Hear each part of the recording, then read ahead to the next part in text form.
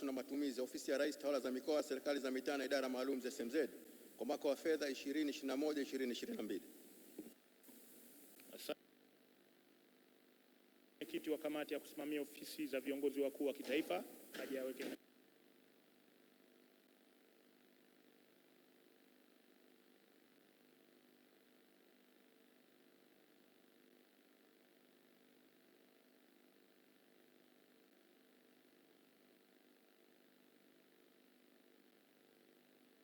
wakuu wa kitaifa kuhusu hotuba ya makadirio ya mapato ya matumizi ya Ofisi ya Rais, Tawala za Mikoa, Serikali za Mitaa na Idara Maalum za SMZ kwa mwaka wa fedha 2021/2022. Mheshimiwa Spika, naomba kuweka hati mezani.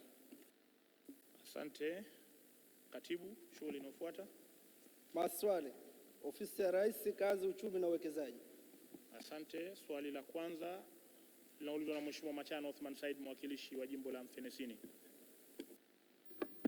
Mheshimiwa Spika, kwanza namshukuru Mwenyezi Mungu kwa kutuamsha salama na kufika hapa barazani. Lakini baada ya hapo, kwa ruhusa yako, naomba nijibu swali langu namba 60.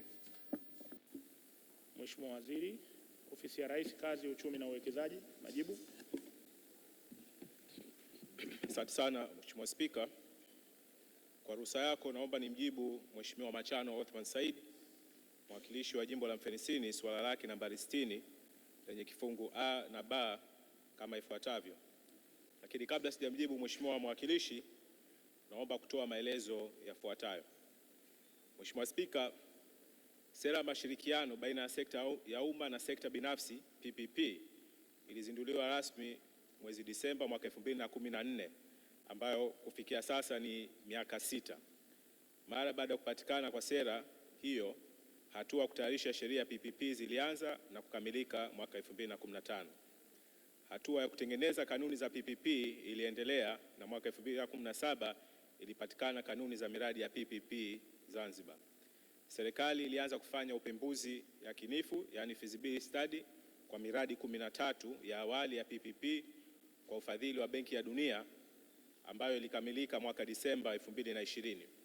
Katika kipindi hicho, serikali iliweza kutoa taaluma mafunzo kwa wafanyakazi wa idara ya PPP ili waweze kuishauri serikali ipasavyo juu ya miradi hiyo. Mheshimiwa Spika, baada ya maelezo hayo, naomba nimjibu Mheshimiwa mwakilishi swala lake kama ifuatavyo. Mheshimiwa Spika, tangu kuanzishwa kwa sheria ya PPP, hakuna mradi uliotekelezwa kwa njia ya PPP.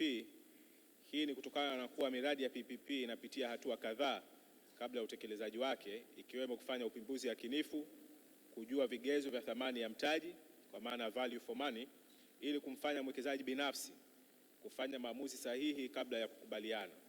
Aidha, serikali imefanya mabadiliko ya sera ya sheria ya PPP mwezi Machi 2021 ili kuwavutia zaidi wawekezaji katika sekta hiyo.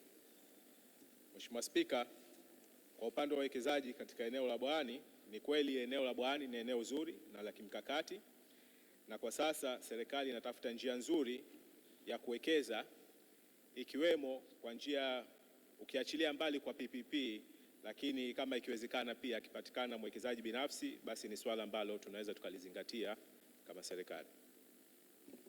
Mheshimiwa Machano, swali la nyongeza. Mheshimiwa Spika, naomba nimshukuru Mheshimiwa Waziri kwa majibu yake ya ufasaha na mazuri, lakini pamoja na majibu hayo, naomba niulize swala moja la nyongeza kama ifuatavyo. Kwa kuwa eneo la Bwawani ni eneo zuri na kubwa, na kwa kuwa mwekezaji ambaye aliingia mkataba na serikali alishindwa na kuondoa baadhi ya vifaa muhimu kama milango na madirisha, je, serikali katika mpango wake mpya katika huyo mwekezaji, ama awe binafsi au wa PPP, lengo ni kuimarisha ile hoteli iliyokuwa hapo sasa au kuanza upya na kuruhusu kuanza mjenzi wowote ule ambao mwenyewe atataka? Mheshimiwa Waziri, majibu. Mheshimiwa Waziri, majibu. Mheshimiwa Spika, naomba mwanasheria mkuu anisaidie kwenye. Naam. AG. Mheshimiwa mwanasheria mkuu. Mheshimiwa Spika, nakushukuru na napenda kutoa ufafanuzi wa swali la nyongeza liloulizwa na Mheshimiwa Machano, ya kwamba mwekezaji ambaye alipewa eneo lile kwa sasa hivi kuna kesi baina yake na serikali, na kesi hiyo iko mahakamani, na kwa sasa tunajaribu pia kuzungumza nje ya mahakama ili kuona kwamba eneo lile linaendelezwa ule utaratibu wa uwekezaji ambao umekusudiwa kwa yale manufaa ya serikali yetu. Na kama ambavyo Mheshimiwa Waziri amesema, pale ambapo tunaangalia katika mazungumzo yetu atakapokuwa ameshindwa, basi eneo hilo tuweze kumpa mwekezaji mwingine ili kuendeleza kwa manufaa ya serikali yetu. Nakushukuru. Mheshimiwa Shadia Mohamed Suleiman, swali la nyongeza. Asante sana Mheshimiwa Spika kwa kuniona na mimi kuweza kunipa nafasi.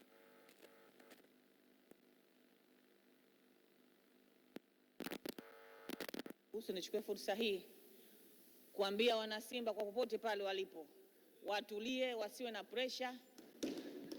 Mambo mazuri hayataki haraka, na sisi tunaendelea kuiombea dua Simba inshallah. Mheshimiwa Spika, baada ya majibu mazuri ya Mheshimiwa Waziri, nitaka kuuliza swala moja lenye sehemu A na B kama ifuatavyo. Mheshimiwa Spika, Mheshimiwa Waziri katika majibu yake amesema wawekezaji wengi wamejitokeza, na huku nyuma tulijua kwamba hoteli ya Bwawani walipewa ZSSF. Nilitaka kujua ule mpango wa ZSSF umeishia wapi. Lakini B, katika hawa wawekezaji waliojitokeza, nitaka kufahamu ni wazawa ndani au ni ndani ya nchi? Asante sana Mheshimiwa Spika. Mheshimiwa Waziri, majibu. Asante sana Mheshimiwa Spika, kwa ruhusa yako naomba nimjibu Mheshimiwa Shadia, mwakilishi viti maalumu, swala lake lenye vipengele A na B kama ifuatavyo. Nikirudi katika maelezo ambayo ameyatoa mwanasheria mkuu, swala la uwekezaji kwa upande wa Bwawani kwa sasa hivi ni swala ambalo lipo katika mikono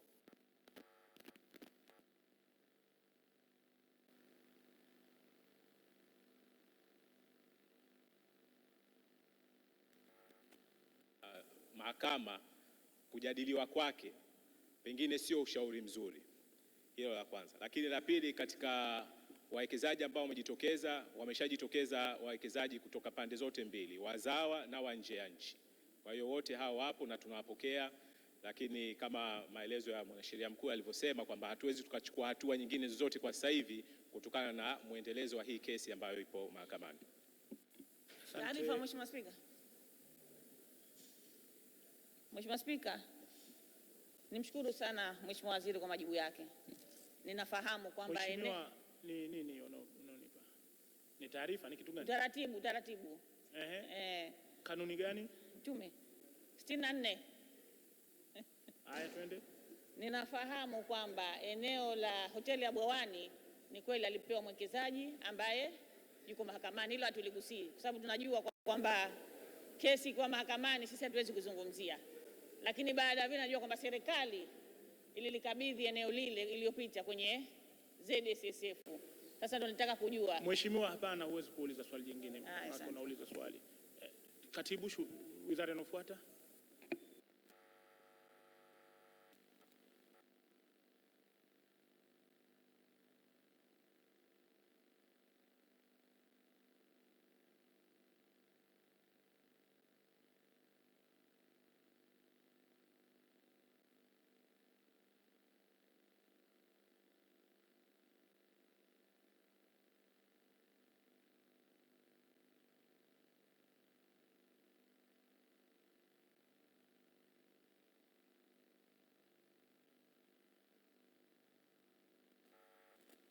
Mujibu wa sheria namba 3 ya wakala wa usajili wa matukio ya kijamii ya mwaka 2018 kupitia vifungu namba 27, 28 na 29 inaelekeza kuwa ofisi ya wakala wa usajili wa matukio ya kijamii ifanye usajili wa Mzanzibari mkaazi na itoe kitambulisho chake. Matakwa hayo ya kisheria ndiyo hasa yanayozuia kitambulisho hicho kuitwa kwa jina jingine, kwa sababu itakuwa ni kinyume na vifungu hivyo vya sheria.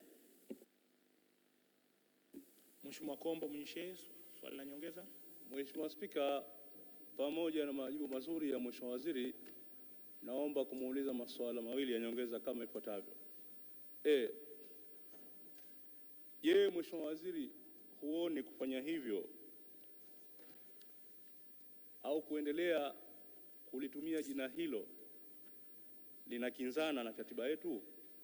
Katiba yetu kifungu ibara ya 6 mabano 1 haimtambui Mzanzibari mkaazi bali inamtambua Mzanzibari. B, Mheshimiwa Waziri huoni kuendelea kulitumia jina hilo kunaweza kupelekea kuwakosesha Wazanzibari haki zao za msingi za kikatiba? Mheshimiwa Waziri, majibu. Mheshimiwa Spika, kwa ruhusa yako naomba nimjibu Mheshimiwa Kombo mwenye shehe maswali yake mawili ya nyongeza kama ifuatavyo. Kwanza niseme kuita kitambulisho hichi kwamba ni kitambulisho cha Mzanzibari mkazi si kama inakinzana na katiba. Katiba ni sheria mama ambayo imemtambua Mzanzibari. Sheria ya wakala wa usajili wa matukio ya kijamii, sheria namba 3 ya mwaka 2018 haikusema kwa maana haimtambui Mzanzibari. Tunaye Mzanzibari mkazi na kitambulisho hiki kinatolewa kwa Mzanzibari mkazi. Kwa hiyo bado katiba na sheria hii havikinzani. Lakini swali lake B, si kama kuendelea kukiita kitambulisho hichi kwa jina hilo la Mzanzibari au kitambulisho cha Mzanzibari mkazi kinamkosesha haki Mzanzibari. Hapana, na ndio maana serikali sasa tunaandaa utaratibu hata kwa wale ambao si Wazanzibari wakazi watapata vitambulisho lakini vinavyoitwa kitambulisho cha Mzanzibari asiyekuwa mkazi. Asante. Katibu, wizara inayofuata. Samani, nimekuona Mheshimiwa Musa. Asante sana Mheshimiwa Spika. Pamoja na majibu mazuri ya Mheshimiwa Waziri, naomba nimuulize swala dogo la nyongeza. Mheshimiwa Spika, kwa kuwa kipindi kilichopita vitambulisho hivi vilikuwa vina matatizo ya kupatikana, je, Mheshimiwa Waziri, unawaambia swala gani Wazanzibari juu ya upatikanaji wa vitambulisho hivi vya Zanzibari mkazi kwa sasa? Asante sana. Mheshimiwa Waziri, majibu.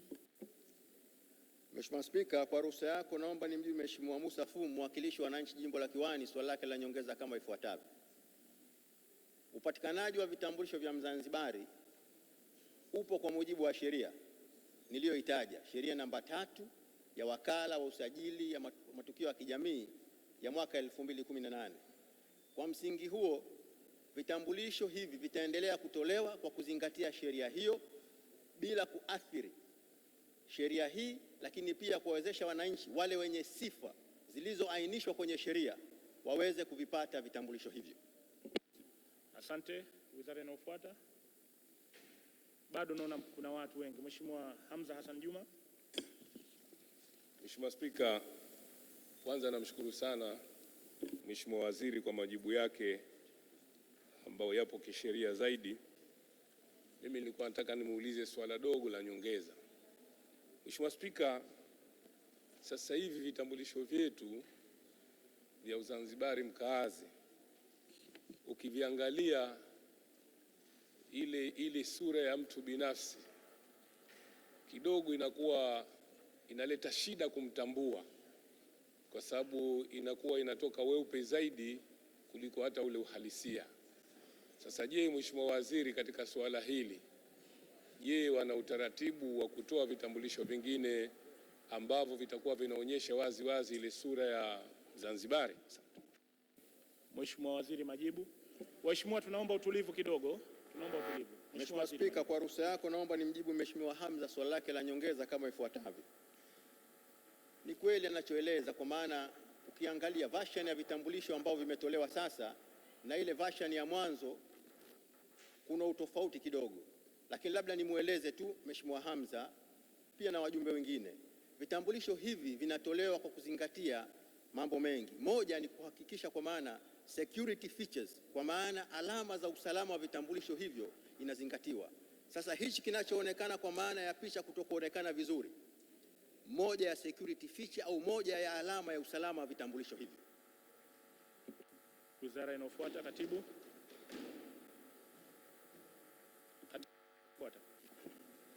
Wizara ya Ardhi na Maendeleo ya Makazi. Swali linaulizwa na Mheshimiwa Shabani Ali Uthman, mwakilishi wa wananchi jimbo la Mpendae.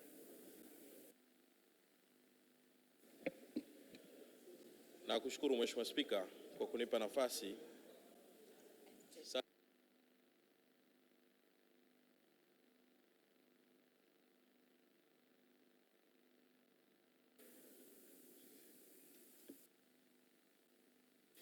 Bismillahirrahmanirrahim. Mheshimiwa Spika, kwa ruksa yako naomba kumjibu Mheshimiwa Shaban, mwakilishi wa wananchi jimbo la Mpendai, swala lake namba 3 kama ifuatavyo. Mheshimiwa Spika, Wizara ya Maendeleo ya Makazi imo katika hatua kuyapitia maeneo yote ili kuangalia matumizi yake kulingana na wakati tulionao kwa kuzingatia faida za kiuchumi na kijamii. Aidha, serikali itachukua hatua stahiki kwa mtendaji yeyote atakayebainika kuhusika na utoaji wa vibali usiofuata utaratibu. Wizara ya Ardhi na Maendeleo ya Makazi imeunda kamati teule maalum kwa kufuatilia masuala ya ardhi na migogoro yake. Kamati hiyo itakapomaliza kazi yake itatoa ripoti kwa wizara na kushauri serikali vile vile, na endapo itabainika kuna mtendaji ama watendaji ambao si waaminifu, hatua stahiki zitachukuliwa kwa mujibu wa sheria za utumishi wa umma. Nakushukuru Mheshimiwa Spika. Mheshimiwa Shabani Ali Othman, swali la nyongeza. Mheshimiwa Spika, nakushukuru na namshukuru Mheshimiwa Waziri kwa majibu mazuri ya serikali, lakini nilikuwa nataka nimuulize maswali mawili ya nyongeza kama ifuatavyo. Katika jibu lake ameeleza hapa kwamba serikali itachukua hatua stahiki, lakini Mheshimiwa Spika, kwenye swali langu la msingi nimemuuliza Mheshimiwa Waziri serikali imechukua hatua gani, kwa sababu niliyoyaeleza yapo na yanaendelea kufanyika. Alichoniambia ni kwamba itachukua, kwa maana nataka akiri mbele ya baraza lako tukufu kwamba hadi sasa hakuna hatua yoyote ambayo serikali imechukua kwa watendaji ambao wanatoa vibali vya ujenzi kwa maeneo ambayo si sahihi. Lakini swali B ni kwamba unapounda tume kunakuwa kuna time frame. Sasa sitaki aniambie wajumbe, lakini angeniambia tume hii imeanza kazi lini na inatarajiwa kumaliza lini. Mheshimiwa Waziri, majibu. Asante sana Mheshimiwa Spika, kwa ruksa yako naomba kumjibu Mheshimiwa Shaban, mwakilishi wa wananchi jimbo la Mpendai, maswala ya nyongeza kama ifuatavyo. Mheshimiwa Spika, ni kwamba kama ambavyo aliuliza na kama ambavyo nilimjibu, nilisema kwamba tumeunda kamati teule kwa ajili ya kufuatilia hayo matatizo ambayo yeye ameeleza na ambayo vile vile ambayo yeye hajaeleza. Kamati hiyo tumeipa muda maalum na mwisho wa mwezi huu tukijaana tunategemea kama kamati yetu itakuwa imemaliza kazi, kwa sababu kazi tuliyoipa ni kazi sio ambayo ni kidogo, ni kazi kubwa. Kwa hiyo tumewapa muda wa wiki 3 na watamaliza kazi yao hiyo, na kamati itakapomaliza itatoa ushauri na jawabu ambayo itaishauri serikali kutokana na hayo matatizo ambayo itakuwa yameonekana. Kwa hiyo hapo sasa wale ambao wote watakuwa wametuhumiwa ama atakuwa amehusika na katika kufanya yote ambayo amefanywa, basi sheria itachukua mkondo wake. Mheshimiwa Spika, na nimwombe sana mheshimiwa kwa hili kwamba awe na imani na aamini kwamba serikali yetu iko macho na haijaenda likizo katika masuala kama hayo, na nimemjibu masuala yote mheshimiwa, nakushukuru. Asante. Mheshimiwa Kaduara. Asante sana Mheshimiwa Spika kunipa nafasi hii asubuhi ya leo. Na mimi basi nimpongeze Mheshimiwa Waziri kwa majibu yake mazuri ya kitaalamu kabisa. Lakini naomba nimuulize swali la nyongeza lenye alama A na B. Mheshimiwa Spika, wenzetu wa ardhi ndio wenye mipango miji na vijiji, lakini huko wao wanapanga, lakini matumizi yanatumiwa na watu wengine wa mabaraza na mahalmashauri. Je, sasa hawaoni kwamba kamati ya DCU iengezewe nguvu ikasimamie miji yetu na vijiji vyetu vipangilike, ili sehemu ya ukulima ijulikane hii ni sehemu ya kilimo na sehemu ya ujenzi ijulikane hii ni sehemu ya ujenzi? Hilo ni swala la A. Lakini B, Mheshimiwa Spika, sehemu ambazo zimepangwa still unakuta zinatumika kinyume na matumizi yale ambayo yamepangiliwa. Je, Mheshimiwa Waziri anakubaliana na hili? Mheshimiwa Waziri, majibu. Asante sana Mheshimiwa Spika. Mheshimiwa Spika, kwa ruksa yako nipende sana kumshukuru Mheshimiwa Shebu Kaduara, mwakilishi wa wananchi wa jimbo la Chake jimbo dume hilo. Mheshimiwa, ni kwamba kwanza nitaanza na swala B, sehemu ambazo zimepangwa na namna zinavyotumika. Mheshimiwa Spika, wajibu wa serikali kupanga, wajibu wa wananchi ni vile na kutii kile ambacho kinapangwa na serikali. Kama nitakezea kuna mwananchi ambaye anakwenda kinyume na yale ambayo yamepangwa, ndio maana serikali yetu imeshusha mpaka katika ngazi ya kuna masheha kwa ajili ya kuangalia yale ambayo yanapangwa yanaweza kutimizwa kama ambavyo yanapaswa. Lakini mbali ya masheha kuna viongozi wengine ndani ya majimbo, ndani ya maeneo yetu. Kwa hiyo kama itabainika kuna mwananchi ambaye anakwenda kinyume na utaratibu wa eneo ambalo limepangwa, basi tunaomba sana tutoe taarifa mapema ili tuweze kuchukua hatua ambazo zinastahiki. Kwa mheshimiwa, nikome katika hili. Kama kuna jambo ambalo nahisi halijapangwa vizuri, limepangwa lakini halijafanyika vizuri, basi naomba nipe taarifa ili tuweze kuchukua hatua na kuona kama tunatekeleza, na si tusubiri kwamba mpaka lishatokeza tatizo alafu ndo tunaanza kuja kulaumiana sisi kwa sisi ama kulaumu wengine. Na swala lake mheshimiwa, ni kwamba kuhusiana na DCU kuongezewa nguvu. Kwa bahati nzuri sana kwamba DCU mipango miji na vijiji kweli ipo katika ngazi ya wizara, lakini vile vile katika halmashauri zetu kuna ofisi ambazo zinashughulikia masuala ya DCU yakisaidiana na wizara nzima ya ardhi, kwa maana kwamba katika idara yetu ya mipango miji na vijiji. Kwa hiyo swala la kuongezewa nguvu tumelipokea mheshimiwa na tutalizingatia. Asante sana, nashukuru. Asante Mheshimiwa Hassan Khamis Hafidh, Diaspora. Mheshimiwa Spika, nakushukuru. Na mimi namshukuru Mheshimiwa Waziri kwa masuala yake mazuri aliyoyajibu. Mheshimiwa Spika, nchi yetu ni visiwa na nchi yetu mheshimiwa inaendelea na janga la kuvamiwa na ujenzi holela, na ni hatari kwamba nchi yetu hata pa kuzikiwa tunakokwendea kutakuwa hakuna. Mheshimiwa Spika, naomba kumuuliza Mheshimiwa Waziri kwamba Mheshimiwa Rais ameagiza utatuzi wa migogoro ya ardhi kwa nguvu zote, lakini migogoro ya ardhi mheshimiwa na ujenzi holela unaongezeka kila siku kutokana na kwamba hakuna utaratibu uliowekwa na serikali ya watu wasijenge holela. Watu wanajijengea wanavyotaka na hakuna hatua zinazochukuliwa. Na mheshimiwa, namuuliza Mheshimiwa Waziri, je, kuna mkakati gani wa serikali kuhakikisha kwamba ujenzi holela una stopu na kila mtu anapotaka kujenga ajenge kwa kufuata sheria na taratibu za nchi? Mheshimiwa Spika. Mheshimiwa Waziri, majibu. Asante sana Mheshimiwa Spika.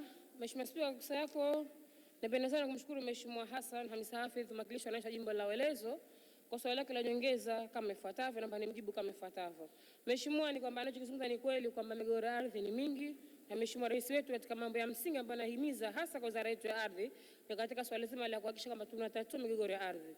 Na nikwambie tu Mheshimiwa, kwamba migogoro ya ardhi hii tunayozungumza si mgogoro wa jana na juzi, ni mgogoro ambayo ina miaka takriban mingine imepita miaka 40 ya umri ambao wewe binafsi unao. Kwa hiyo ni masuala ambayo ya kuyarekebisha na tunayarekebisha, na kuna baadhi ya mengi ambayo tayari tumefanikiwa kuyarekebisha. Kwa katika hili ni kwamba kweli watu wamejenga kiholela, maana sisi kwamba wanajenga, wamejenga na wanajenga, lakini hawa wanajenga tunao sisi kwenye mitaa yetu. Naomba sana, kwa sababu ili mtu aweze kujenga lazima apate kibali cha ujenzi.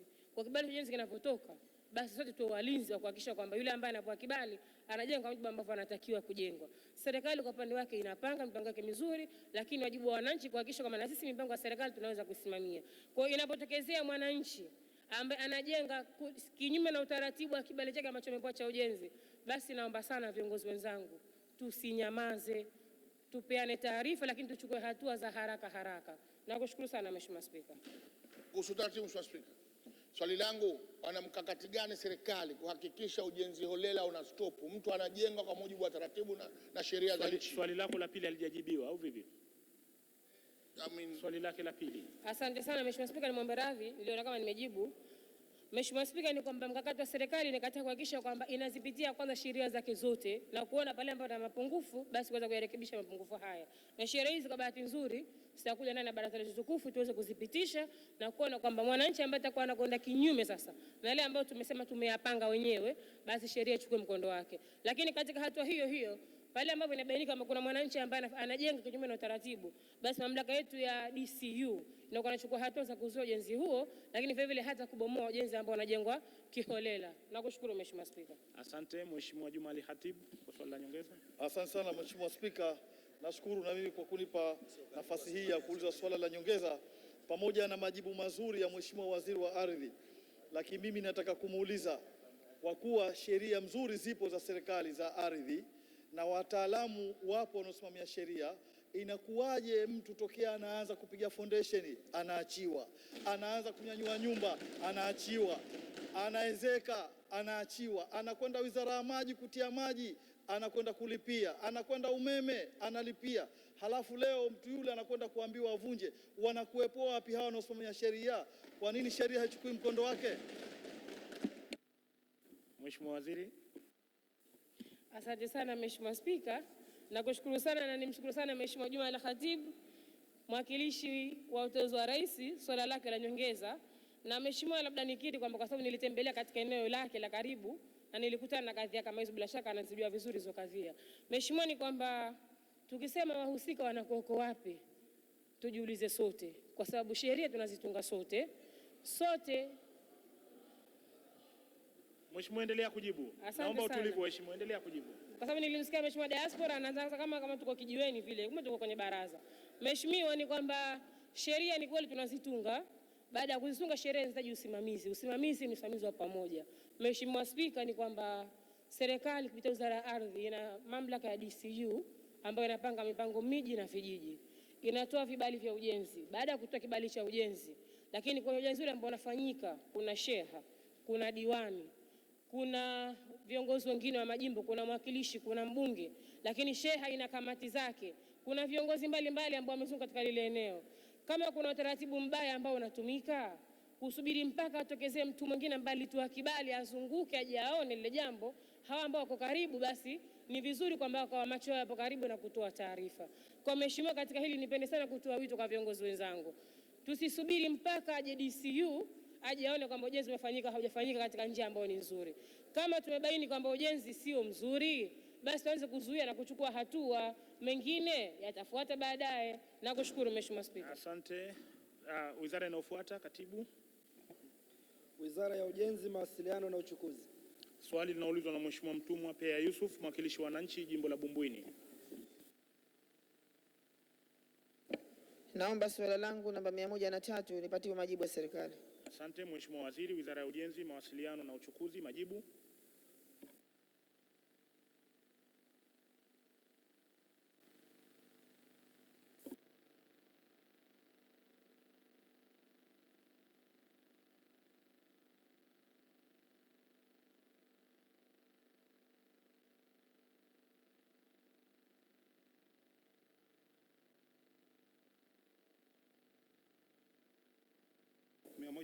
kama ifuatavyo.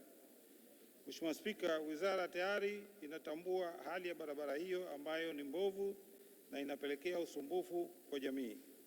Ili kupunguza tatizo hilo, wizara kwa kupitia wakala wa barabara itafanya matengenezo ya dharura kwa maeneo ambayo hayapitiki.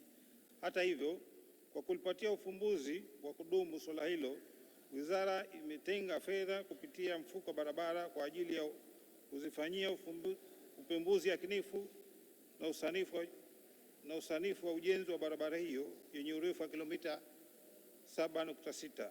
Ujenzi wa barabara hiyo kwa kiwango cha lami utafanyika baada ya fedha kupatikana. Mheshimiwa Mtumwa Pea Yusuf, swali la nyongeza. Asante Mheshimiwa Spika, pamoja na majibu mazuri ya Mheshimiwa Waziri, lakini na swala la A na B nataka kumuuliza. Kama alivyokiri kwamba barabara hii ni mbaya na imeharibika, na ukizingatia sasa hivi inazidi kuharibika kwa sababu ya magari ya mchanga ambayo yanakwenda kule, na mmeniambia baada ya kumalizika mvua barabara hii itafanywa matengenezo, lakini sasa hivi mvua tayari zimeshapungua. Ni lini barabara hii itafanyiwa matengenezo ili wananchi waweze kupita kwa urahisi? Na B, mmesema mnalifanyia upembuzi yakinifu kwa ajili ya kujengwa kwa kiwango cha lami. Upembuzi yakinifu huu unaanza lini na unategemea kukamilika lini? Asante Mheshimiwa Spika. Mheshimiwa Waziri, majibu. Asante Mheshimiwa Spika, naomba kumjibu Mheshimiwa Mtumwa Pea maswala yake mawili yaongezeke kama ifuatavyo. Mheshimiwa, katika jibu langu la awali nimeeleza kwamba tutafanya matengenezo ya dharura. Kwa hivyo immediately sasa hivi tutaweza kufanya hiyo, tutakwenda kuipitia barabara hiyo na tutafanya matengenezo ya dharura. Swala la matengenezo ya baadaye, upembuzi yakinifu tutafanya immediately kama nilivyosema. Tukimaliza hivyo tutafanya upembuzi yakinifu kwa barabara zote ambazo hazipitiki. Asante. Mheshimiwa Bihindi Hamadi, nikumwona. Mheshimiwa Bahati. Mheshimiwa mbunge. Asante sana Mheshimiwa Spika, na mimi kwa kunipa nafasi ya kuuliza swali moja la nyongeza. Mheshimiwa Waziri, kwa kuwa umekiri kwamba ziko barabara hizi ambazo unazitambua na tayari utazifanyia upembuzi yakinifu, je, barabara ya Ukutini Magolini kuelekea Matele kwa Popo ni barabara ambayo imewekewa ahadi na Mheshimiwa Rais mstaafu, na karibuni tu Mheshimiwa Rais aliwekea pia ahadi. Je, ni barabara hii ni lini itafanyiwa upembuzi yakinifu? Asante. Mheshimiwa Waziri. Asante Mheshimiwa Spika, naomba kumjibu Mheshimiwa mwakilishi swali lake la nyongeza kama ifuatavyo. Mheshimiwa, swala la barabara, matengenezo ya barabara nafikiri linawagusa wawakilishi wote. Swala hili linafanyiwa kazi na serikali. Pale ambapo fedha zitapatikana tutatengeneza barabara zote. Tunakwenda kutokana na hali ya fedha tunazozipata. Kwa hivyo tutafanya upembuzi yakinifu kwa barabara ambazo kwa tayari tumezidentify na tunaziendeleza kidogo kidogo. Kwa hivyo pale fedha ambazo kwa tutazipata tutaweza kuzifanyia matengenezo kulingana na hali itakavyowezekana. Asante. Nimemwona Mheshimiwa Isa Haji Usigavu kwa swali la nyongeza. Asante Mheshimiwa Spika kwa kunipa wasaa huu. Kabla ya kuuliza swali langu la nyongeza, naomba nichukue nafasi hii kuwapongeza sana klabu ya Simba kwa jana kutawazwa kuwa mabingwa kwa upande wa Simba Queen, lakini pia kuwapa pole kwa wale ya Afrika Kusini na tuwatakie kila la kheri katika second leg itakaofanyika hapa Dar es Salaam. Mheshimiwa Spika, baada ya dibaji hiyo, sasa naomba nimuulize Mheshimiwa Waziri, hivi ni kipaumbele gani kinachotumika katika kufanya selection ya ujenzi wa barabara, kwa kutambua tu kwamba zipo barabara ambazo serikali imeahidi kuzijenga, muda umekuwa mrefu, wananchi wetu wanaendelea kusumbuka, hasa walioko vijijini. Kwa mfano, barabara inayotoka Mchaviani kuingia Ndejani Mseweni kutokea upande wa kwa Baniani na upande wa kutokea Binguni. Barabara hii imeahidiwa kipindi kirefu, ni eneo ambalo lina uzalishaji mkubwa wa mazao, kuna wananchi wengi, lakini wananchi hao wanasumbuka sana kwa barabara. Kwa hiyo nataka kujua ni kipaumbele gani kinachotumika kupimwa na serikali katika utekelezaji wa ahadi zake na katika kuwaondoshea wananchi usumbufu wa huduma ya barabara. Mheshimiwa Waziri, majibu. Asante Mheshimiwa Spika, naomba kumjibu Mheshimiwa mwakilishi ndugu yangu Isa swala lake la nyongeza kama lifuatavyo. Mheshimiwa, kama nilivyosema mwanzo, swala la barabara ni swala la kipaumbele kwa wawakilishi wote, na swala hili linatekelezwa kulingana na hali ya mapato ya serikali.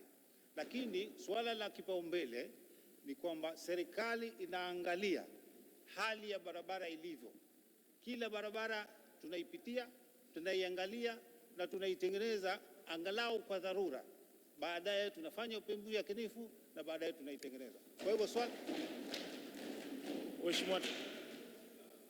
Mheshimiwa, tunaendelea. Kuhusu utaratibu.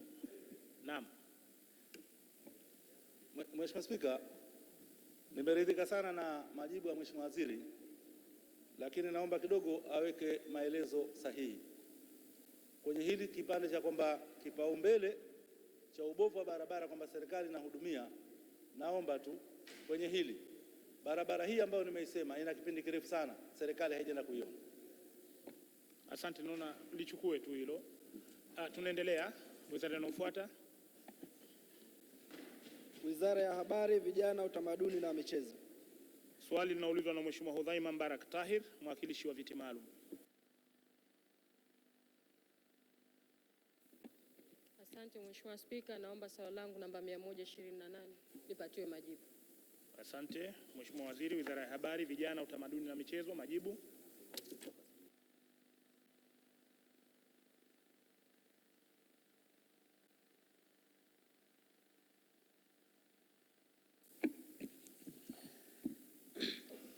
Nakushukuru Mheshimiwa Spika.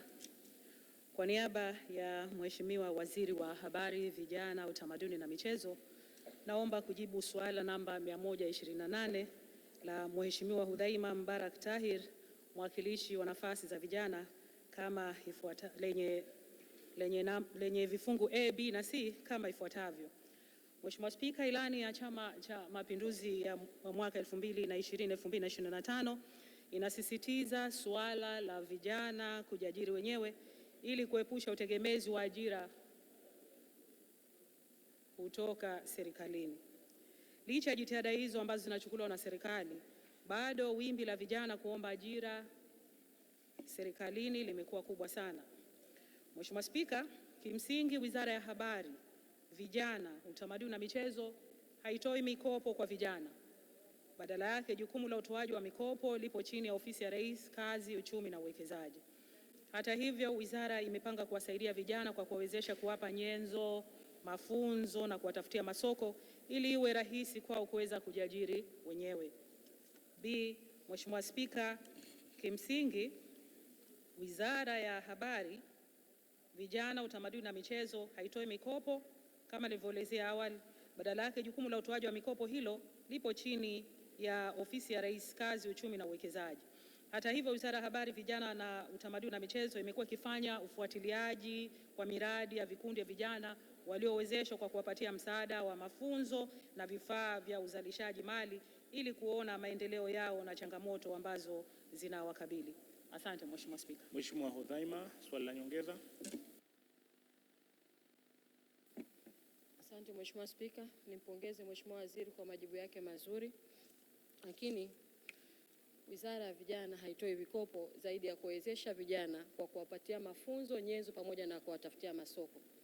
Hata hivyo, pia kwa kutembelea vikundi kuona changamoto na maendeleo yao. Naomba kuuliza swala langu ya nyongeza kama ifuatavyo: A na B. Ni maeneo gani wizara imewapatia vijana nyenzo, elimu pamoja na masoko katika miradi yao? Lakini pia ni vikundi vingapi vya Unguja na Pemba vilivyowatembelea ili kuona maendeleo na changamoto zao? Mheshimiwa Waziri, majibu. Kumradhi Mheshimiwa Spika, sikusikia hili swali. Swali namba 2, hebu lirudie. Namba 2. Hiyo namba 2. Yeah. Swali B, Mheshimiwa Hudhaima, lirudie. Naomba kujua ni vikundi vingapi Unguja na Pemba vilivyotembelewa na wizara kuona changamoto na maendeleo yao? Mheshimiwa Waziri, majibu. Nakushukuru Mheshimiwa Spika, na namshukuru Mheshimiwa Hudhaima, mwakilishi wa nafasi za vijana, kwa maswali yake na kwa jinsi gani ameweza kusimamia position yake kwa ajili ya kuwatetea vijana.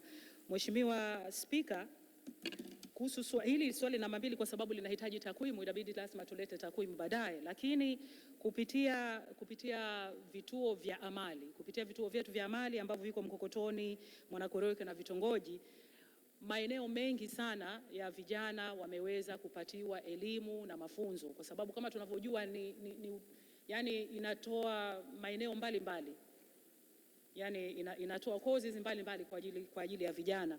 Na hivyo kwa kuona huo umuhimu, Mheshimiwa, kwa kuona huo umuhimu, vile vile tunajenga kituo chengine cha Makunduchi pamoja na Daya kule Mtambwe. Kwa hivyo ni varieties kwenye masuala ya kilimo, wanatoa elimu, kwenye masuala ya ujasiriamali wanatoa elimu, kwenye masuala ya engineering wanatoa elimu. Kwa hivyo ni maeneo takriban yote kwa ajili ya vijana. Changamoto iliyopo, Mheshimiwa Spika, lazima tujue changamoto iliyopo si kuwa capacitate vijana. Lazima vijana wabadilike, yani sisi sote tubadilike. Hii ndiyo changamoto na ndio changamoto ya dunia, kubadilika, kuona kwamba kazi sio tu kwenda kuajiriwa, lakini kazi ni wewe mwenyewe ubadilike akili, uweze kujitayarisha kwa ajili ya kwenda kufanya kitu ambacho unahisi una capacity nacho. Na hiyo kwenye ilani yetu ya Chama cha Mapinduzi imeelezwa, lakini serikali iliona haja ya kufanya hivyo, na ndio maana tukaona tumejenga hivyo vituo, na vituo hivyo vinaendelea kupata wanafunzi katika maeneo mbalimbali. Kwa hivyo ni maeneo takriban yote ambayo Mheshimiwa Spika, yanatolewa mafunzo katika vituo vyetu hivi vya amali. Asante Mheshimiwa Asha Abdallah Musa, swali la nyongeza. Asante sana Mheshimiwa Spika, na mimi kunipa nafasi ili niweze kuuliza swala la nyongeza kama ifuatavyo. Mheshimiwa Spika, kwa kuwa wamekiri kwamba wizara yao wamesema kwamba haitoi mikopo kwa vijana, badala yake ina jukumu la imekuwa ikifanya ufuatiliaji wa miradi na ambao wameweza kuwawezesha na kuwapatia misaada na mafunzo.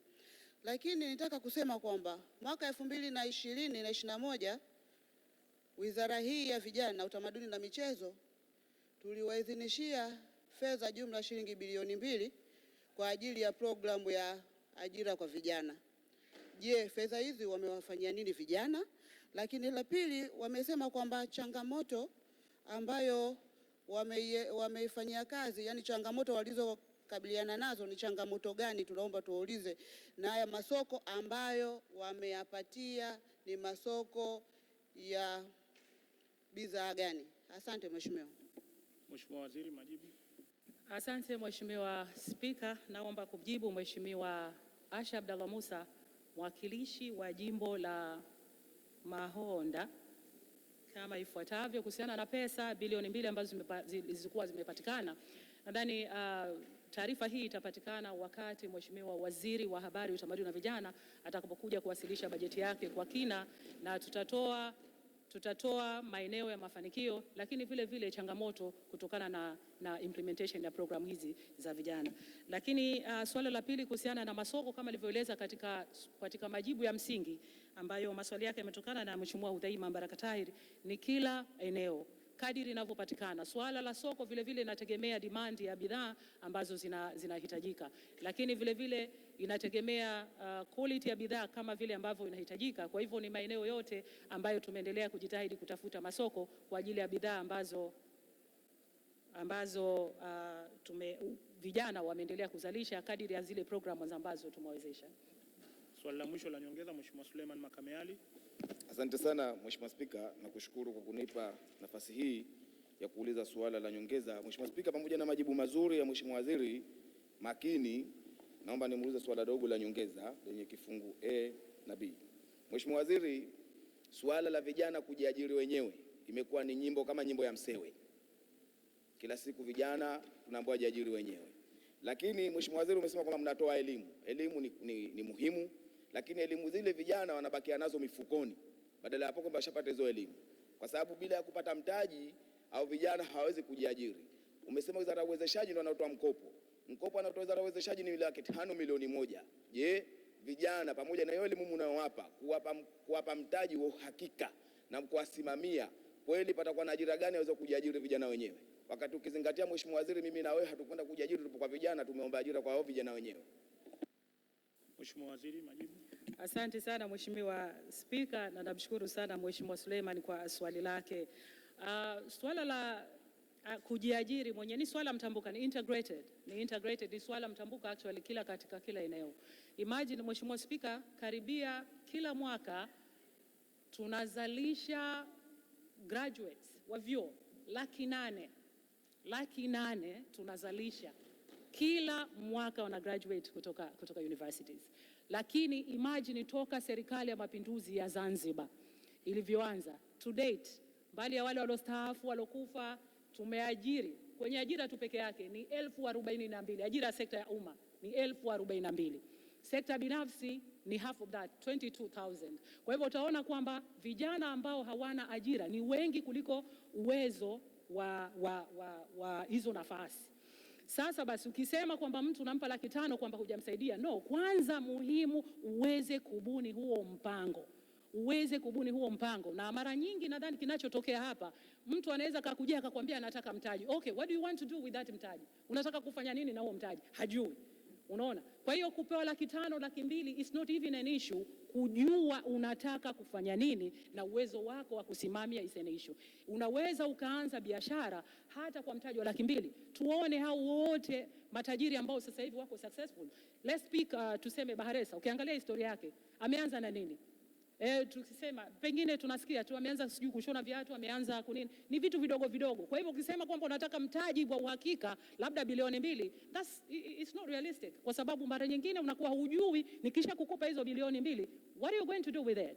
Kwanza fanya utafiti wa kina, ujiestimate wewe mwenyewe kama kijana, nini unataka kufanya, uwezo wako uko wapi una capability zaidi ya kufanya, ndipo ambapo wewe mwenyewe uweze kuestimate how much do you need kwa ajili ya kuimplement hilo wazo. Na ndio maana focus ya serikali ni kwenye elimu zaidi, kuweza kumbadilisha kijana kuwa ana capacity ya kuweza kufikiri kitu gani ataweza kufanya, ataweza kusimamia, ndipo ende kwenye masuala ya fedha. Mtaji wa fedha sio priority. Priority kwanza ni kuwa na elimu na capacity kama kijana.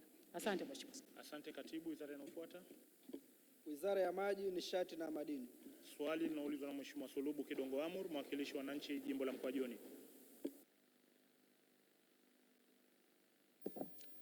Asante ndugu Spika. Nimefuatilia suala langu hili, nimeona kuwa alichokifanya Mheshimiwa Waziri kiko sawa, kwa hiyo ninaliondoa. Asante, swali linaondolewa. Katibu, wizara inayofuata. Wizara ya Afya, Ustawi wa Jamii, Wazee, Jinsia na Watoto. Swali linaulizwa na Mheshimiwa Shamata Shame Khamis, mwakilishi wa jimbo la Micheweni. Mheshimiwa Spika, naomba swali namba 17 la wananchi wa jimbo la Micheweni lijibiwe. Mheshimiwa Waziri, Wizara ya Wizara ya Afya, Ustawi wa Jamii, Wazee, Jinsia na Watoto, majibu.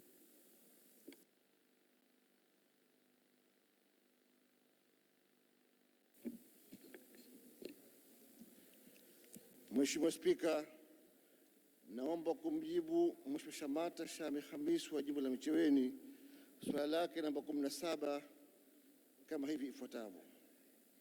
Mheshimiwa Spika, Wizara ya Afya, Ustawi wa Jamii, Wazee, Jinsia na Watoto inatambua fika kwamba Mheshimiwa Rais wa Zanzibar na Mapinduzi ya Mapinduzi Dr. Hussein Ali Mwinyi alipokuja Micheweni wakati wa kampeni za uchaguzi mkuu wa mwaka 2020 aliahidi kupandisha hadhi hospitali ya Koti ya Micheweni na kuwa hospitali ya wilaya. Mheshimiwa Spika, naomba niseme mfupi kwamba ili hospitali hiyo ifikie kiwango cha kuwa hadhi ya wilaya ni lazima mambo muhimu yafanyike kwanza ili kuweza kuipa hadhi hospitali hiyo ifike hadhi ya kuwa hospitali ya wilaya. Mheshimiwa Spika, hatua zimeanza. Wizara yetu ya Afya, Ustawi wa Jamii, Wazee, Jinsia na Watoto imeanza hatua kupandisha daraja hospitali hii ya Micheweni ili iwe hospitali ya wilaya. Hatua ambayo imeanza ni kupanua miundombinu hospitali hiyo, kuongeza wataalamu, na kwa sasa tayari theater imejengwa na inaendelea kutoa huduma kwa wananchi. Aidha, wapo wataalamu bingwa wawili, mmoja wa upasuaji na mwingine mtaalamu wa magonjwa ya kina mama. Kwa upande wa madaktari wa kawaida, kwa sasa wapo 5 na huduma za maabara zinazotolewa katika hospitali hii zimeimarishwa, kwani vipimo vya msingi maradhi mbalimbali vinafanyika ikiwemo chemistry, hematology, pathology, microbiology na vingine vinafanyika. Mheshimiwa Spika, wizara imepanga kujenga jengo jipya kwa ajili ya huduma za mama na mtoto kama ilivyojengwa katika hospitali ya Kivunge kwa bajeti ya mwaka 2022-2023. Asante Mheshimiwa Spika. Mheshimiwa Shamata Shame Khamis, swali la nyongeza. Mheshimiwa Spika, naomba nimpongeze sana Mheshimiwa Waziri kwa majibu yake mazuri, na mimi naomba niungane naye kwamba kuwapongeza wananchi wa jimbo la madaktari ambao wanaendelea kuwahudumia wananchi katika hospitali hii ya Micheweni. Lakini Mheshimiwa, nilikuwa naomba tu Mheshimiwa Waziri anisaidie ufafanuzi zaidi kwamba zipo taarifa kwamba madaktari waliopo katika hospitali ya Micheweni ambao ndio hawa ambao wametegemewa, kama niko sahihi, ni madaktari 2 wa kigeni kama ambavyo wameeleza ni madaktari bingwa, na hawa wamekuja kwa mkataba maalum wa serikali, na wakimaliza muda wao wataondoka. Na tukiwa tuna hatua hiyo ya kujitayarisha katika kuipandisha hadhi hospitali, nilitaka kujua hapo Mheshimiwa, kwa nini Mheshimiwa Waziri asipeleke wazawa ambao ni qualified au kama wamekosa sifa fulani wakaweza kushirikiana na madaktari hawa ili watakapoondoka wawe wameweza kufanya kazi vizuri zaidi. Lakini mwisho Mheshimiwa, katika alivyosema kuhusu jengo ambalo linatarajiwa kujengwa katika bajeti ya 22-23, Mheshimiwa, ukweli ni mbali sana kutokana na hitajio la sasa, lakini pamoja na hivyo Mheshimiwa, kumejitokeza ziko taarifa kwamba UNICEF na Milele Foundation walionyesha nia ya kutaka kujenga jengo hili. Je, wizara ina tamko gani, inaambia nini wananchi katika wilaya, katika jimbo la Micheweni na wilaya nzima, kwamba wategemee nini katika hatua hiyo ili kuweza kujenga kwa wakati, ili itakapofika kipindi hicho iwe shughuli ziwe zimeshaendelea ama wananchi wanaendelea kuhudumiwa? Mheshimiwa Waziri. Asante Mheshimiwa Spika, naomba kumshukuru sana mwakilishi kwa maswali yake mazuri. Kwanza kabisa amesema hawa madaktari wawili wa kigeni wakiondoka itakuwaje? Naomba nimweleze kwamba Wizara ya Afya ina wanafunzi 500 na zaidi hivi sasa hivi wanasomeshwa kwa ajili ya kuja kutoa huduma katika hospitali yetu, na wizara inawalipia gharama hizo za masomo ili warejee waje kuwa madaktari na mabingwa mbalimbali wa sehemu mbalimbali. Kwa hiyo Wizara ya Afya inafanya juhudi za makusudi kuwasomesha vijana wetu. Muhimu vijana hawa baada ya kusomeshwa wakae nchini mwao waweze kusaidia wenzao. Wengi wakirejea wanakwenda kufanya kazi nchi za jirani. Hili pia tunalifanyia kutafuta dawa yake ili kuongezea mapato, yani mishahara yao, waweze kubakia nchini wanapomaliza masomo yao. Kwa hiyo hili tunalitambua na hili tunalifanyia kazi. Lakini swali lake la pili kwamba UNICEF na Milele Foundation walikuwa wana nia ya kutoa msaada katika hospitali Micheweni. Siwezi kujua habari ya Milele kwa sababu sijakaa nao, lakini nitafuata kuwauliza, kwa sababu mambo kama haya lazima siku hizi usingojee MB kaanguka, lazima ukepapo huko juu. Lakini nimebahatika kwa na mkurugenzi wa UNICEF, nimekaa naye wiki iliyopita, na katika miradi ambayo kama tutasaidia Wizara ya Afya huku Micheweni hakuitaja. Kwa hivyo siwezi kusema kwamba kweli mradi huu umo, kwa sababu amekuja na miradi yake yote ya mwaka huu unaofuatia, lakini hakuniambia kama yeye kuna mradi wa Micheweni, na nimeona naye only a week ago. Kwa hivyo Mheshimiwa mwakilishi, mimi nataka nishiriki nayo kabisa kwamba hospitali ya Micheweni kwangu mimi is my baby. Mradi wangu wa kwanza kujenga nilipokuwa contractor ni mradi wa Micheweni, Kivunge, Makunduchi na vitongoji. Kwa hivyo hii mradi kwangu mimi ina umuhimu sana kwangu mimi kimaisha. Asante. Asante. Mheshimiwa Mariam Thani Juma, swali la nyongeza. Asante Mheshimiwa Spika, na mimi kwa kunipa fursa hii ya kuuliza swala moja la nyongeza yenye kipengele A na B kama ifuatavyo. Mheshimiwa Spika, nimpongeze Mheshimiwa Waziri kwenye jibu lake. Amesema kwamba katika hospitali hii ya Micheweni watapanua miundombinu ya hospitali. Lakini tukiangalia pia hospitali ya Wete imo kwenye mpango ya kupandishwa hadhi. Lakini hospitali hiyo bado ina changamoto ya vifaa tiba ikiwemo ultrasound na mashine ile ya X-ray. Je, Mheshimiwa Waziri, ni vigezo gani mnavyotumia katika kupandisha hadhi hospitali hizi?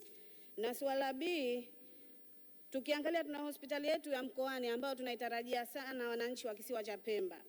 Lakini wananchi wanaotoka jimbo la Gando, Wete wanapata usumbufu wanapokwenda kutafuta matibabu katika hospitali hii na kuambiwa kwamba kwenye baadhi ya vifaa waende katika hospitali ya Micheweni. Kwa nini hatuweki vifaa vya uhakika, Mheshimiwa Waziri, katika hospitali yetu hii kubwa ambayo tunaitegemea ili wananchi hawa waepuke na huu usumbufu ambao wanaupata? Mheshimiwa Waziri, majibu. Asante sana Mheshimiwa Spika kwa fursa hii kumjibu Mheshimiwa mwakilishi swali lake mawili haya. Swali la kwanza kuhusu hospitali ya Wete. Hospitali ya Wete tumo katika mchakato mzuri sana. Mfadhili wetu kutoka Imarati au UAE waendelea na taratibu za kuanza mradi huu ambao Wete itakuwa hospitali nzuri kwa sababu msaada ni mkubwa na hizi shida zitaondoka. Kwa sasa hivi mashine ya X-ray iliharibika, kifaa hichi kimeagizwa, lakini unajua kifaa hichi hakipatikani nchini Tanzania, lazima kitoke nje. Kifaa hichi kinachukua muda wa mwezi mmoja kufika baada ya kuoda. Tumeshafanya oda, tumeshalipia na hivi kimo njiani. Tunatarajia sisi baada ya wiki moja kitafika na moja kwa moja kitakwenda kutua katika X-ray za Wete na itaanza kufanya kazi. Na jua vile vile swali lako B kwamba wananchi wanasumbuka kupata huduma, kwenda mkoani wanaambiwa kifanyi kazi. Sisi tumejiandaa kutafuta kasoro zote hizi za zote hospitali za Pemba na swala kubwa ni fedha, lakini katika bajeti yetu ya mwaka huu tumezingatia kwa kina matatizo yote ya hospitali za Pemba ili tuweze kutatua. Naamini kwamba baada ya kumaliza bajeti hii na usimamizi madhubuti ambao tutausimamia, basi na imani kwamba kilio hichi cha wananchi wa Pemba kitaondoka mwaka huu inshallah. Swali la mwisho, Mheshimiwa Asa January Joseph. Asante sana Mheshimiwa Spika kwa kuniona na mimi ukanipa nafasi ya kuuliza swali hili la nyongeza. Naomba nimuulize Mheshimiwa Waziri swali moja la nyongeza dogo, kwa kuwa Mheshimiwa Waziri umesema kwamba hospitali ya wilaya Micheweni ina madaktari wawili bingwa akiwepo daktari mmoja wa kina mama, na hospitali nyingi za wilaya hususan hata wilaya ya Chake Chake vile vile ina daktari mmoja ambaye ni bingwa kwa magonjwa ya kina mama, na tunajua kwamba magonjwa ya kina mama ni mengi. Je, serikali haioni kwamba kuna haja ya kuongeza madaktari wengine wakawa angalau 3 4 ili kusaidia wakina mama kupata huduma hii? Mheshimiwa Waziri, majibu. Asante sana Mheshimiwa Spika, naomba kumjibu swali lake Mheshimiwa Aisha Badha Musa kama hivi ifuatavyo. Ana wasiwasi kwamba madaktari waliopo hawa, samahani nimekosea jina, mimi nimechukua jina kutoka hapo. Mheshimiwa Asa January Joseph. Mheshimiwa Asa. Mheshimiwa Asa. Samahani.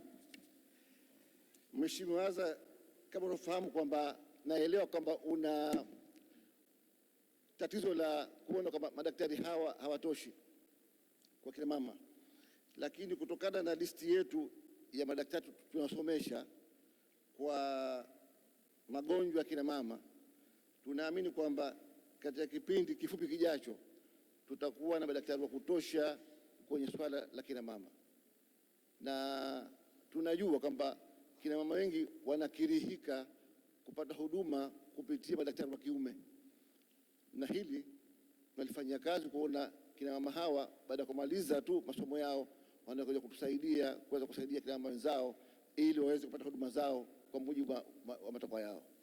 Asante Mheshimiwa, samahani kwa jina lako. Asante sana Mheshimiwa Waziri. Katibu, wizara inayofuata. Wizara ya Uchumi wa Buluu na Uvuvi. Swali linaulizwa na Mheshimiwa Hassan Hamadi Omar, mwakilishi wa wananchi jimbo la Kojani. Asante sana Mheshimiwa Spika. Naomba swala langu namba 21 lipate majibu ya serikali. Asante Mheshimiwa Waziri, Wizara ya Uchumi wa Buluu na Uvuvi. Asante Mheshimiwa Spika. Mheshimiwa Spika, naomba kumjibu Mheshimiwa mwakilishi Hassan Hamad Omar swala lake namba 21 kama ifuatavyo. Mheshimiwa Spika, serikali imeweka mpango mahususi wa kuwawezesha wavuvi wa Zanzibar kuuza samaki wao kwa muda wote wa mwaka ili kusaidia kunyanyua hali zao ya kimaisha kwa kupata bei yenye maslahi na tija bila ya kupata tatizo la soko. Mpango huo unahusisha kuweka mitambo ya kuzalisha barafu ambayo itawezesha wavuvi kuhifadhi samaki wao kukaa bila kuharibika na kuwauza pale ambapo kutakuwa na soko zuri wakati bado katika hali ya ubora.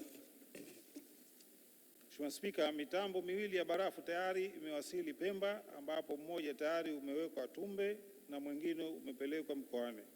Kwa upande wa Tumbe, marekebisho ya umeme yanaendelea kwa kufunga transformer ili kupata umeme wa kutosha kuzalisha barafu kwenye mtambo huo.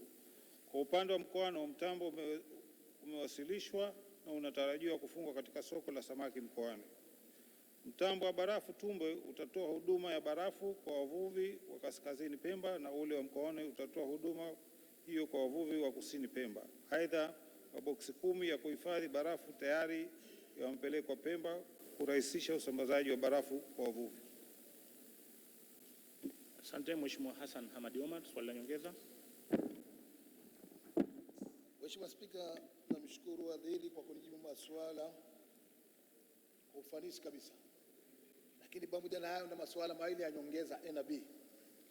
Kwanza Mheshimiwa, wavuvi hawa tunawazungumzia siku nyingine huwa Mwenyezi Mungu ajalia kipato kikubwa cha samaki, na wanauza ndani ya soko waliofikia, na wakishindwa pale wanapakia ndani ya magari na kuelekea Machomane Chake Chake, ikiwa ni kituo cha kuuza reja reja, lakini wakifika kule wanapata usumbufu mkuu wa kukatazwa kuuza samaki pale. Namuuliza waziri, ni lini usumbufu huo utaondoka mpaka mambo yatakapokamilika? B. Mheshimiwa Spika, sheria namba 7 ya mwaka 2010 imekuwa ni kikwazo kikubwa kwa wavuvi kufanya shughuli zao kwa ufanisi kabisa. Namuuliza waziri, ni lini sheria namba 7 ya mwaka 2010 italetwa barazani ili kufanywa marekebisho? Mheshimiwa Waziri, majibu. Asante Mheshimiwa Spika, naomba kumjibu Mheshimiwa Hassan swala lake la nyongeza kama ifuatavyo. Swala la kuuzwa samaki ambao wanatembezwa kwenye magari, Mheshimiwa, kuna utaratibu ambao umewekwa na serikali za mitaa. Kwa hiyo utaratibu wa serikali za mitaa kwa mujibu wa kanuni zao wanaelekeza namna gani samaki wauzwe. Kwa hivyo nadhani hilo tuangalie taratibu za serikali za mitaa linavyoelekeza namna gani tuuze samaki hao na badala ya kutembeza barabarani. Lakini swali lake la pili Mheshimiwa, sheria namba 7 tayari tumeanza tumeshaunda kamati ya kuifanyia marekebisho ili tuilete barazani. Italetwa immediately baada ya kamati kuleta ripoti yake. Mheshimiwa Isa Haji Usi Gavu. Asante Mheshimiwa Spika kwa kunipa nafasi. Kwanza nichukue nafasi ya kumpongeza Mheshimiwa Waziri kwa majibu yake mazuri na manana. Baada ya pongeza, naomba niulize maswali A na B. Swala A kwamba kwa kuwa changamoto kubwa ya upatikanaji wa ajira, tunategemea kwa sehemu kubwa sekta ya uvuvi iweze kuwasaidia vijana na wananchi wa Zanzibar katika kuamuka na tatizo la ajira. Sasa swali langu, je, serikali ina mpango gani katika kufacilitate upatikanaji wa vifaa vya uvuvi ili kusaidia kupunguza tatizo la ajira kwa vijana? B, katika majibu yake Mheshimiwa Waziri amesema kwa upande wa Pemba kuna mitambo ya barafu, upande wa Mkoani na Tumbe. Je, kwa upande wa kisiwa cha Unguja, hasa ukanda wa mashariki ya kisiwa cha Unguja, mitambo hiyo imefungwa kijiji gani na eneo gani? Mheshimiwa Waziri, majibu. Asante Mheshimiwa Spika, naomba kumjibu Mheshimiwa Isa swala lake la nyongeza kama maswala yake mawili ya nyongeza kama ifuatavyo. Nianze la pili. Hii mitambo ya barafu kwa upande wa Unguja tumeifunga pale Malindi, lakini upo mtambo mmoja wa ziada Mheshimiwa, tutaangalia wapi tutaupeleka, ikiwa ni kusini au kaskazini, tutakujulisha baadaye. Swala la vifaa vya uvuvi Mheshimiwa, tumeanza Mheshimiwa, swala la vifaa vya uvuvi tumeanza kuwashajihisha wavuvi wote kuzungumza na mabenki. Mimi mwenyewe nimekwenda Uroa kuzungumza na wavuvi wa Uroa na pamoja na benki ya Equity ili kukubaliana namna gani kuwasaidia wavuvi hao kuwapata vifaa vya uvuvi. Kwa hivyo tayari tumeanza programu hiyo ya kuwawezesha wavuvi kwa kupata mikopo kupitia benki. Asante Mheshimiwa Diaspora, swali la nyongeza. Mheshimiwa Spika, nakushukuru kwa kuniona, lakini namshukuru sana Mheshimiwa Waziri kwa majibu yake mazuri. Kwanza naipongeza Serikali ya Mapinduzi Zanzibar kwa kuja na wazo hili la uchumi wa bluu. Mheshimiwa Spika, nchi yetu ni Zanzibar. Kila upande imezungukwa na bahari, lakini kwa masikitiko makubwa nchi iliyozungukwa na bahari tunakula marehemu samaki. Mheshimiwa Spika, nataka kumuuliza Mheshimiwa Waziri wa uchumi wa bluu kwamba lini serikali ina mkakati gani wa kuhakikisha inawapa wavuvi wetu utaalamu wa kuweza kwenda kuwavua samaki baharini, lakini pia lini ina mkakati gani serikali ya kuwapa wavuvi wetu vifaa bora vitakavyoweza kuwachukua samaki baharini baada ya kuvuliwa? Mheshimiwa Spika. Mheshimiwa Waziri, majibu. Asante Mheshimiwa Spika, naomba kumjibu swala lake la nyongeza Mheshimiwa Diaspora kama ifuatavyo. Mheshimiwa, hakuna marehemu samaki. Samaki anapovuliwa ni samaki ambayo, kwa sababu marehemu haliwi bwana. Samaki anakuwa ni samaki tangu anakuwa mzima mpaka anakuwa. Sasa suala la namna gani tunawasaidia wavuvi kuweza kupata samaki,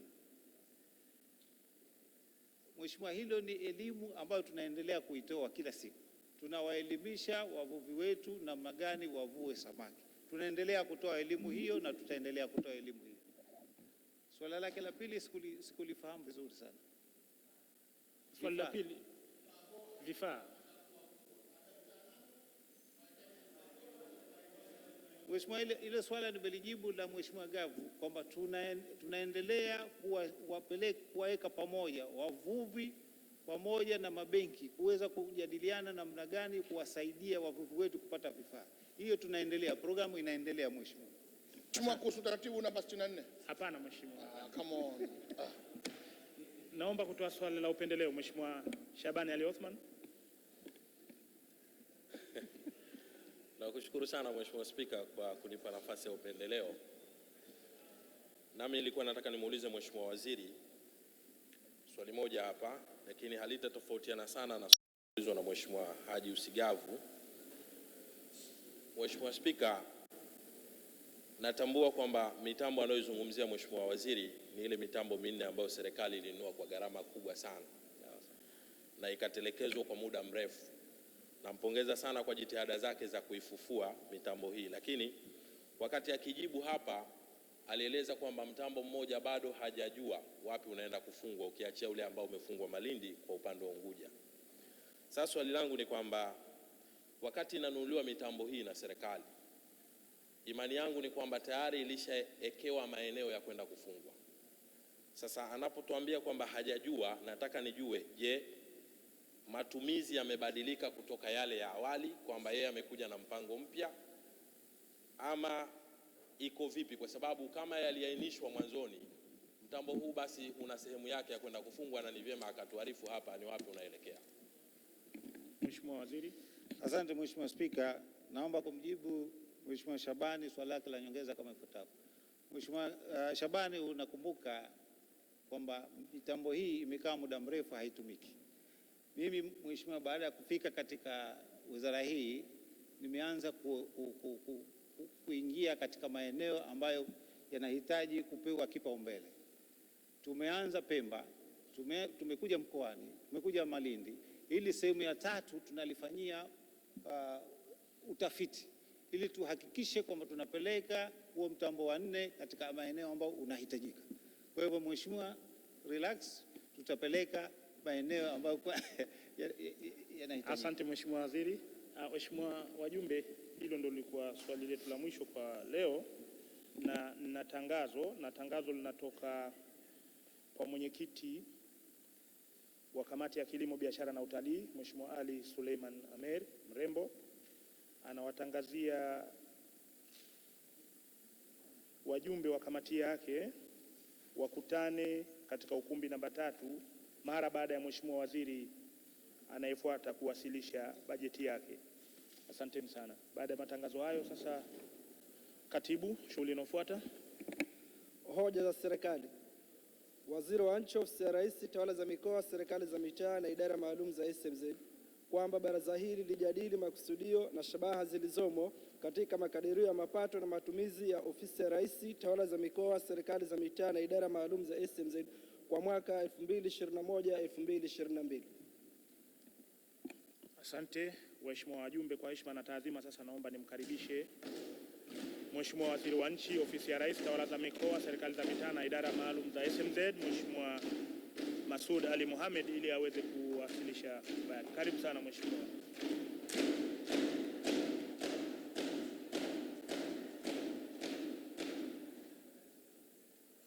Mheshimiwa Spika, naomba kutoa hoja kwa baraza lako tukufu likae kama kamati kwa madhumuni ya kupokea, kujadili na hatimaye kuidhinisha makadirio ya mapato na matumizi ya fedha kwa ofisi ya Rais, tawala za mikoa, serikali za mitaa na idara maalum za SMZ kwa mwaka wa fedha 2021-2022.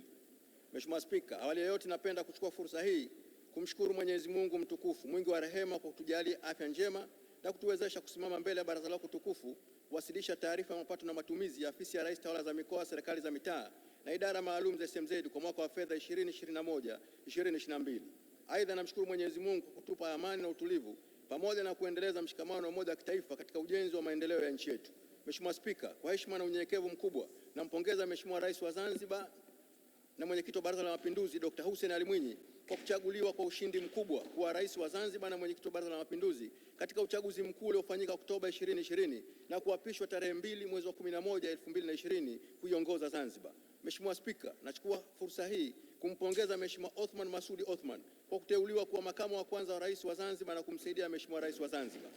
Vile vile nampongeza Mheshimiwa Hemed Suleiman Abdullah kwa kuteuliwa na Mheshimiwa Rais kuwa makamu wa pili wa Rais wa Zanzibar na kumsaidia Mheshimiwa Rais wa Zanzibar na Mwenyekiti wa Baraza la Mapinduzi katika kusimamia shughuli za serikali.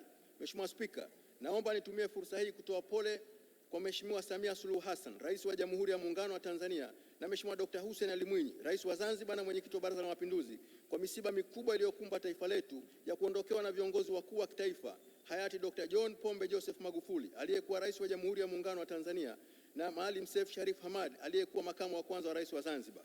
Kuondoka kwao ni pigo kubwa si kwa Tanzania tu bali ni pigo kwa Afrika Mashariki, bara la Afrika na dunia nzima kwa ujumla kutokana na mchango mkubwa wa viongozi hao katika taifa hili. Mheshimiwa Spika, nichukue nafasi hii adhimu kumpongeza Mheshimiwa Samia Suluhu Hassan kwa kuapishwa kuwa Rais wa Jamhuri ya Muungano wa Tanzania kupitia kauli yake mbiu ya Jamhuri ya Muungano wa Tanzania, kazi iendelee. Wazanzibari na Watanzania tuna imani kuwa kazi inaendelea, huku tukiamini taifa litaendelea kupiga hatua kubwa ya maendeleo, na tunaahidi kumpa ushirikiano wa hali ya juu katika kuhakikisha taifa linafikia malengo yaliyojipangia. Mheshimiwa Spika, kipekee napenda kuchukua fursa hii kumshukuru Rais wa Zanzibar na Mwenyekiti wa Baraza la Mapinduzi kwa kuniamini na kuniteua kwa Waziri wa Nchi, Ofisi ya Rais, Tawala za Mikoa, Serikali za Mitaa na Idara Maalum za SMZ. Na mwahidi Mheshimiwa Rais kuwa nitafanya kazi kwa bidii, weledi, uadilifu, ubunifu, uaminifu na utiifu kwake kwa nchi yetu katika kumsaidia na kumshauri kwa mujibu wa kiapo changu wakati wa kuniapisha.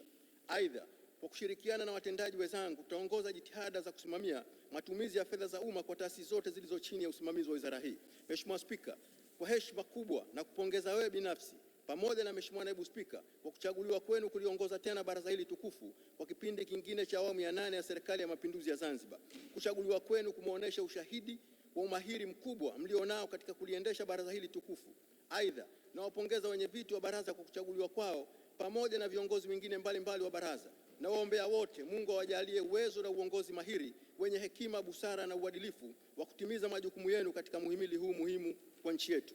Mheshimiwa Spika, kwa umuhimu wa pekee naipongeza kamati ya kusimamia afisi ya viongozi wakuu wa kitaifa ya Baraza la Wawakilishi inaongozwa na Mheshimiwa mwenyekiti wake Mheshimiwa Hassan Hamis Hafidh, mwakilishi wa wananchi jimbo la Welezo, makao mwenyekiti wake Mheshimiwa Mtumwa Pea Yusuf, mwakilishi wa wananchi jimbo la Bumbwini. Aidha, na washukuru wajumbe wote wa kamati ambao ni Mheshimiwa Suleiman Makameali, Mheshimiwa Salama Musa Bilali, Mheshimiwa Machano Othman Saidi, Mheshimiwa Zaina Abdalla Salum na Mheshimiwa Muhammad Mgaza Jecha, bila ya kuwasahau makatibu wa kamati. Michango yao katika ziara walizofanya katika taasisi za wizara hii imesaidia kuimarisha utendaji. Vile vile, kamati imeweza kupitia bajeti hii na kupitisha mafungu yote, kitendo ambacho kimetupa matumaini makubwa kwa kamati katika kutushauri. Mheshimiwa Spika, baada ya utangulizi huo, sasa naomba uniruhusu niwasilishe utekelezaji wa programu za Ofisi ya Rais, Tawala za Mikoa, Serikali za Mitaa na Idara Maalum za SMZ kwa kipindi cha Julai hadi Machi 2020-2021. Mheshimiwa Spika, Ofisi ya Rais, Tawala za Mikoa, Serikali za Mitaa na Idara Maalum za SMZ inatekeleza majukumu yake kupitia programu kuu 18. Programu hizo zimegawanyika katika mafungu D01 hadi D12. Fungu D01 ni programu zinazotekelezwa na idara zilizo chini ya Katibu Mkuu. Mafungu D02 hadi D06 yanahusu programu za idara maalum za SMZ.